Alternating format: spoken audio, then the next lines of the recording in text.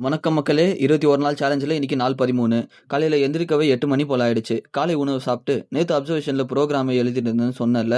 அது ஒரு புரோகிராம் தான் எழுதியிருந்தேன். காலேஜ் மேம் கிட்ட இன்னைக்கு ஒரு நாள் மட்டும் பர்மிஷன் குடுங்க மேம். நாளைக்குள்ள எழுதி முடிச்சிடுறேன்னு சொல்லி பர்மிஷன் வாங்கிட்டு காலேஜுக்கு கிளம்பிட்டேன். போற வழியில தான் தெரியுது ஐடி கார்ட மறந்துட்டேன்ட்டு. நம்ம காலேஜ்ல சொக்கா இல்லாம கூட போயிடலாம். ஆனா ஐடி கார்டு இல்லாம போகவே முடியாது. அப்படியே வண்டிய திருப்பி வீட்டுக்கு போயிட்டு ஐடி கார்ட மாட்டிக்கிட்டு வந்துட்டேன். இன்னைக்குன்னு பார்த்து காலேஜ்ல ஒர்க் ஷாப்ன்னு ஒண்ணு வச்சிருந்தாய்ங்க.